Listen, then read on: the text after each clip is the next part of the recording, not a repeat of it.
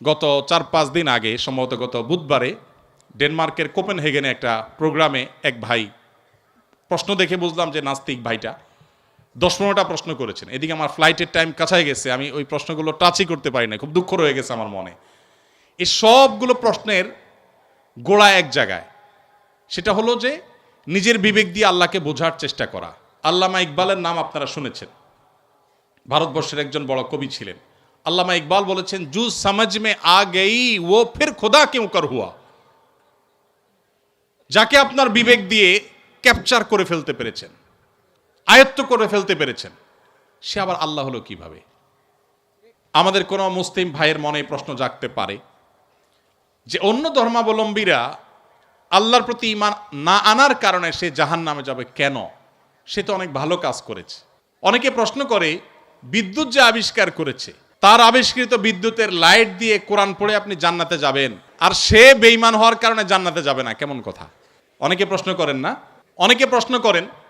এই টাইপের আরো অনেক প্রশ্ন আছে, আমি আর উদাহরণে যাচ্ছি না, একটা দিয়ে আপনারা আশা করি বুঝতে পেরেছেন। খুব ইন্টারেস্টিং প্রশ্ন কিন্তু। যার বিদ্যুতের আলো দিয়ে কোরআন পড়ে পড়ে আপনি জান্নাতে যাবেন, সেই বিদ্যুতের আবিষ্কারক তিনি শুধু মুসলিম না হওয়ার কারণে জান্নাতে যাবেন না, কেমন যৌক্তিক কথা? আপনারা অনেক সময় দেখবেন সোশ্যাল মিডিয়াতে কোনো অমুসলিম খেলোয়াড় মারা গেছে বা অমুসলিম কোনো বড় স্টার তারকা মারা গেছে, তো লেখা হয় RIP, রেস্ট ইন পিচ। এটা লিখলেও হুজুররা বাগড়া বাঁধে। হুজুরদের জ্বালায় আসলে কোথাও থাকার উপায় নাই। তো RIP লেখছে পোলাপান, সেখানে হুজুররা বলে না, জায়েজ নাই, একজন অমুসলিম, তাকে কেন আপনি রেস্ট ইন পিচ বা জান্নাতে আরামে ঘুমাও এটা বলতে পারেন? এই যে প্রশ্নটা, এই প্রশ্নটার অনেক টেকনিক্যাল উত্তর দেওয়া যায়। আমি একটা সংক্ষেপে খুব সহজ উত্তর দিই। আমি খুব সাদামাঠা মানুষ, একজন টিপিক্যাল হুজুর, আপনারা সব শিক্ষিত মানুষ। দেখেন, বিদ্যুৎ যিনি আবিষ্কার করেছেন, বা আপনি যে অমুসলিমের কথা বলছেন, যিনি ব্যক্তিগতভাবে অনেক ভালো মানুষ, অনেক কিছু, বাট ইমানটা নাই, অন্য ধর্মাবলম্বী কোনো মানুষ, তাকে জীবদ্দশা যদি আপনি বলতেন, ভাই চলেন জান্নাতে যাই, তিনি কিভাবে নিতেন এই কথাটাকে? আমি কি বোঝাতে পারি নাই আপনাদের? একজন অন্য ধর্মাবলম্বী, ধরেন একজন খেলোয়াড়ের নাম বলেন মুসলিম, মেসি, আপনি তো যায় বলেন, মেসি ভাই চলো এসব বাদশা দিয়ে চলো জান্নাতে যাই, আপনার এই কথাটা কি সে ভালোভাবে নিবে? নিবে? জীবদ্দশায় যে সমস্ত অমুসলিমেরা, তাদের জীবনে ভালো মন্দ যাই থাকুক না থাকুক, সে আলাপ সাইডে রেখে আসুন আমরা বাস্তবিক আলাপে আসি। একজন অন্য ধর্মাবলম্বী মানুষ, তাকে আপনি যদি বলতেন, চার জীবদ্দশা বিদ্যুতের আবিষ্কারককেই যদি আপনি পাইতেন এবং তাকে যদি আপনি বলতেন যে ভাই এসব বিদ্যুৎ বানানো ছাড়ে চলো জান্নাতে চলো, সে কি আপনার এই আহ্বানকে পজিটিভলি নিতেন? অন্য কোনো ধর্মের মানুষকে যদি আপনি বলতেন যে ভাই জান্নাতে চলো, সে জান্নাত বিশ্বাসিত করে না। আপনি জান্নাতে যাওয়ার আহ্বান করলেও এটাকে সে ডিনাই করত। তো জীবদ্দশায় যে লোক জান্নাতে যেতে চাইতো না, মরার পরে আপনি তাকে টেনে যদি জান্নাতে নিতে চান, এটা কি তার প্রতি সুবিচার হবে না অবিচার হবে? আমি কি বোঝাতে পেরেছি? মারার পরে এখন আপনি বলতেছেন RIP, রেস্ট ইন পিচ। ওয়ারেস সে জীবদ্দশায় তাকে আপনি জাহাজের শেকল দিয়ে বেঁধে টেনেও জান্নাতে নিতে পারতেন না। সে বলতো অসম্ভব, কি বলো তুমি, পাগল নাকি, আমি মুসলমান নাকি, কিসের জান্নাত, আমি যাব না। যে জীবদ্দশায় জান্নাতে তাকে টেনে নেওয়া যাইতো না, মরার পর আপনি বলতেছেন হ্যাঁ অমুসলিম হয়েছে, তাতে কি হয়েছে, তার তো অনেক ভালো কাজ আছে, তাহলে কেন সে জান্নাতে যাবে না? এটা কেমন অবিচার? আপনার এই চাওয়াটাই তো অবিচার, আপনার এই চাওয়াটাই তো অযৌক্তিক। ভাইরা আমার, আমরা আল্লাহ সুবহানাহু ওয়া তাআলাকে আমাদের মতো করে ভাবি। আমরা চিন্তা করি একটা মানুষের সব ঠিক আছে, শুধু ঈমানটা একটু নাই, শুধু ঈমানটা নেই, আর সব ঠিক আছে। শুধু ঠিক আছে না, আমাদের মুসলমানদের চাইতে অনেক বেশি ডিসিপ্লিন মেনটেন করে, অনেক মাশাআল্লাহ তাদের আচার আচরণ সুন্দর, পারতপক্ষে কোনো পশুকে কষ্ট দেয় না, যদিও মুসলমানকে বোমা মারে, অনেক ভালো ভালো গুণ আছে। এত ভালো একটা মানুষ, এরা জান্নাতে যাবে না, কেমন কথা হলো? সবই আছে, শুধু ঈমানটা নেই। ব্যাপারটা কেমন হয়েছে? ধরুন এই যে মোবাইল ব্যাংকিং, নগদ, বিকাশ, সেটা এম ক্যাশ, অনেকগুলো আছে। মোবাইল ব্যাংকিং বা এই যে ডিজিটাল পৃথিবীতে যে অ্যাকাউন্ট নম্বর, এই টেকনোলজি সম্পর্কে কোনো ধারণা নাই। আফ্রিকার জঙ্গল থেকে একটা মানুষকে আপনি তুলে আনলেন, যেই লোকটা, বা আফ্রিকার জঙ্গল যাওয়া লাগবে না, আমাদের দেশে এখনো অনেক মানুষ এমন থাকতে পারে, কোনো গ্রামে গঞ্জের চিপা চাপায় এমন কোনো মুরব্বী বৃদ্ধ মানুষ থাকতে পারে যে এগুলো কিছু বুঝেন না, যে নাম্বারগুলা ভ্যালু কি। এরকম কোনো মানুষের সামনে ধরুন দুটা লোক ঝগড়া করছে তাদের পাওনা টাকা নিয়ে, একজন পাওনাদার আর একজন দেনাদার। পাওনাদার ঝগড়া করছে যে আমি যেই নাম্বার দিলাম তুমি সেই নাম্বারে টাকাটা না দিয়ে আরেক নাম্বার দিছো, তুমি এত বড় একটা ভুল করলা, টাকাটা আমি পাইলাম না, আমার দরকার ছিল, তোমার সাথে কমিটমেন্ট ছিল, তুমি দিবা, কেন দিলা না? এটা নিয়ে তিনি খুব ঝামেলা করছেন। আর ওই বেচারা বলতেছে, ভাই সবই ঠিক আছে, শুধু একটা ডিজিট ভুল হয়েছিল, জাস্ট একটা ডিজিট, টাকা তো আমি ভাই পুরাটাই দিছি, 10,000 দিছি, একটা ডিজিট ভুল হয়েছে, এত চিল্লাচিল্লির কি আছে ভাই? আরেক ভদ্রলোক তিনিও দেনাদার, তিনি 10,000 জায়গায় মাত্র 2,000 দিয়েছেন, তিনিও 10,000 দেনা ছিলেন। তার ব্যাপারে সে এতটা রাগারাগি করছে না, বলছে ভাই 2,000 দিছো, তাও তো দিছো, আমার অ্যাকাউন্টে আসছে ঠিক মতো, ভালো, আর বাকিটা দিয়ে দিও টাইম মতো, ঠিক আছে। এখন ওই যে বৃদ্ধ চাচা, যে এই টেকনোলজি সম্পর্কে কোনো ধারণা নাই, সে চাচা এসে এখন বলতেছে, ভাই একটা লোক 2,000 দিল, তুমি খুশি হয়ে গেলা, আর এই বেচারা 10,000 দিল, 10,000 দিছে, পুরাটাই দিছে, লাগলে আরো 2,000 হয়তো বাড়াইয়াও দিছে, শুধু একটা ডিজিটের ভুলের কারণে এত চেতাচেতির কি আছে? এই চাচাকে কেউ বুঝাইতে পারবে? কেন বুঝাইতে পারবে না? কারণ এই টেকনোলজিটা তার জানা নাই। ভাইরা আমার, আমাদের অনেক বন্ধু আছেন যারা আল্লাহর অনেক বিধানকে, শরিয়ার অনেক বিধানকে, কোরআনের অনেক নির্দেশকে তাদের লজিক দিয়ে তারা বিচার করে। এটা তো ইলজিক্যাল, এটা তো অযৌক্তিক। আরে ভাই, আরবিতে একটা প্রবাদ আছে, আল ইনসানু আদা উল্লিমা জাহিলু, মানুষের কাছে যে বিষয়ে অজানা থাকে সেটা তার কাছে শত্রু মনে হয়। আপনি যে টেকনোলজি জানবেন না সেটা আপনার কাছে ইলজিক্যাল মনে হবে। বিদ্যুৎ আবিষ্কার হয়েছে আজ থেকে কত বছর আগে? কত বছর আগে? যতশো বছর আগেই হোক, ধরেন 500 বছর আগের পৃথিবীর কোনো মানুষ, বিদ্যুৎ আবিষ্কার হওয়ার আগের পৃথিবীর কোনো মানুষ, তাকে যদি বলা হতো যে এখানে ওয়ালে একটা সুইচ আছে, এখানে টিপ দিলে ওই 20 হাত দূরে ফ্যান ঘোরা শুরু করবে, এটা যদি বলা হতো, তার কাছে এই কথাটা কি লজিক্যাল হতো না ইলজিক্যাল হতো? লজিক্যাল হতো। সে বলতো হাস্যকর, তাই না? ফেসবুকীয় ভাষায় সে বলতো কি, জাস্ট হাস্যকর। টিপ দিবা এখানে ওয়ালে, ফ্যান ঘুরবে 20 হাত দূরে, কিভাবে সম্ভব?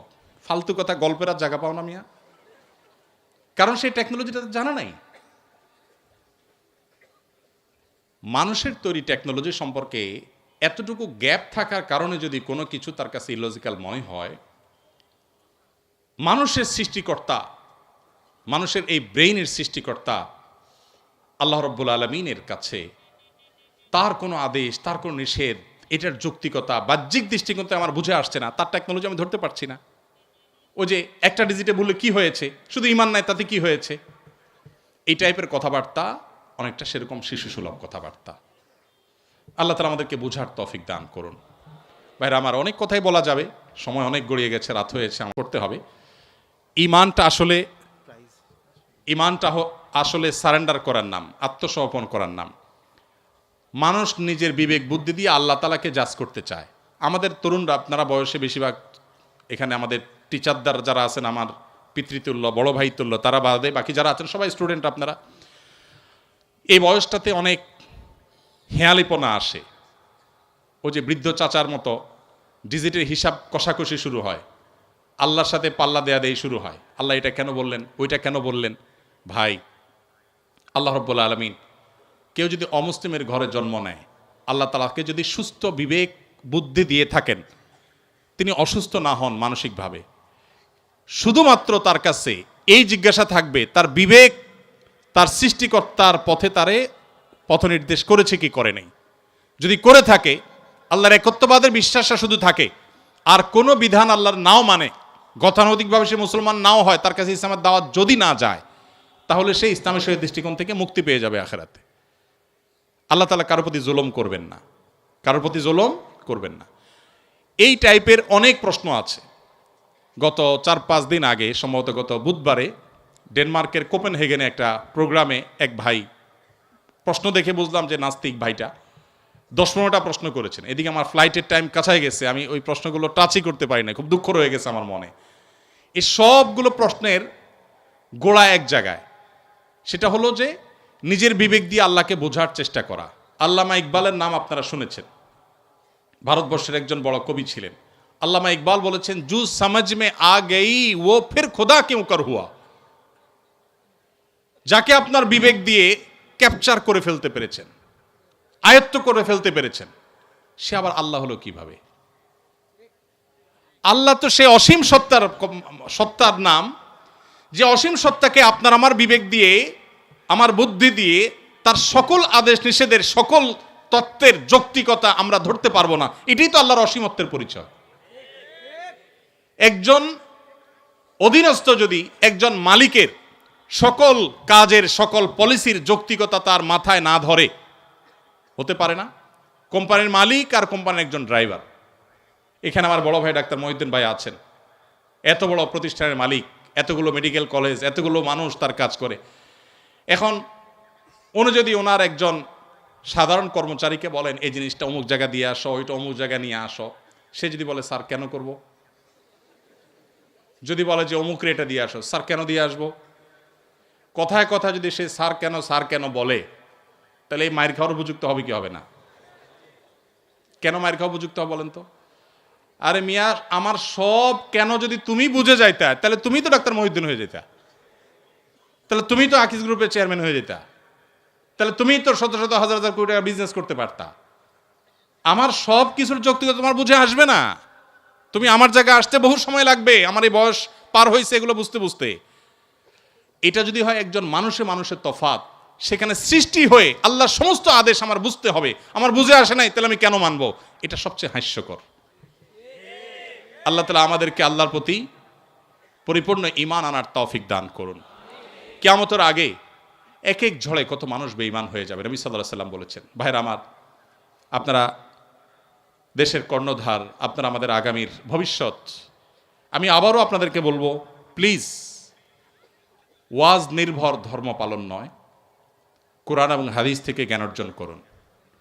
শুধুমাত্র মুখস্থ বাণী নয়, শুধুমাত্র মোটিভেশন বা অনুপ্রেরণামূলক বক্তব্য নয়, কোরআন এবং হাদিসের পাতা খুলুন। আমি খুব আনন্দিত হই যখন দেখি ইউরোপে, আমেরিকাতে, জাপানে, কোরিয়াতে, বিভিন্ন দেশে আমাদের বুয়েটের, কুয়েটের, চুয়েটের, ডুয়েটের ভাইরা সেসব জায়গাতে ইসলাম নিয়ে এত চমৎকারভাবে গবেষণা করছেন, পড়াশোনা করছেন, স্টাডি সার্কেল করছেন, ইসলাম বিভিন্ন অর্গানাইজেশন খুলছেন, ভালো ভালো কাজ করছেন। আমার বুকটা ভরে ওঠে। আমি ঈর্ষান্বিত হই যে আমি গতানুগতিক মাদ্রাসা পড়ুয়া হয়েও জান্নাতের দৌড়ে, ইসলাম প্রচারের দৌড়ে কোনো কোনো ক্ষেত্রে মনে হয় আমার এই সমস্ত ভাইরা অনেকে আমার চেয়ে এগিয়ে আছেন। আজকে আপনারা যারা আমার কথা শুনছেন, আমি আপনাদের সবাইকে, আমার বোনরা যারা আমার পর্দার আড়াল থেকে আমার কথা শুনছেন, আপনাদের সবাইকে আমাদের আহ্বান রাখতে চাই। আপনি বাঘের বাচ্চা মুসলমান, আপনি ওমর রাদিয়াল্লাহু তাআলার সন্তান, আবু বকরের সন্তান, আপনি স্পেন বিজয়ী তারেক বিন জিয়াদের সন্তান। মেডিকেল সায়েন্স থেকে নিয়ে কোরআনিক সায়েন্স পর্যন্ত এমন কোনো সেক্টর না যে সেক্টরে মুসলমানদের সোনালী অতীত ছিল না। সেটিকে উদ্ধার করবার জন্য আপনার নিজেকে আগে আপনার ইসলামটা বুঝতে হবে।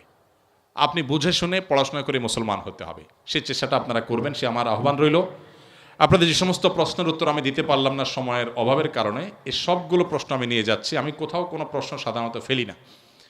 রিপিটেড প্রশ্ন না থাকলে সে প্রশ্নগুলো উত্তর দেওয়ার চেষ্টা করি। আমার মনে চাইছিল উত্তর দিতে, কিন্তু রাত অনেক গড়িয়েছে, আপনাদের ঘুমোতে হবে, আমার ফজরের পরে মিটিং আছে, যার কারণে আমাকে দৌড়াতে হবে। অনেকগুলো প্রশ্ন আছে, সবগুলোর উত্তর দিতে পারলে আমার কাছে অনেক ভালো লাগতো। উত্তর আমি দেব, তবে সেটা আজকে দিতে পারলাম না। আমাদের শুক্রবারে যে লাইভ অনুষ্ঠান হয় আমাদের ভেরিফাইড ফেসবুক পেজে, ইনশাল্লাহ সেখানে আপনাদের এই প্রশ্নগুলোকে প্রায়োরিটি দিয়ে আমরা ইনশাল্লাহ উত্তর দেওয়ার চেষ্টা করব। আর তাছাড়া ওয়াজ মাহফিল বা ধর্মীয় আলোচনায় একটা স্টাইল আছে। স্টাইলটা হলো স্টাইলটা হলো সব কথা এক বছর বলে ফেললে পরের বছর আর দাওয়াত পাওয়া যায় না। সো আমি ভিসি স্যার সহ অন্যান্য স্যাররা এবং আমাদের ছাত্র বন্ধুদের কাছে সে একই স্টাইলে বিদায় নিচ্ছি ইনশাআল্লাহ। বাকি প্রশ্নগুলোর উত্তর আগামী বছর ইনশাআল্লাহ। জাযাকুমুল্লাহ খাইর। ধন্যবাদ সবাইকে। দিয়ে দেন ঘোষণা করেন। শায়েখকে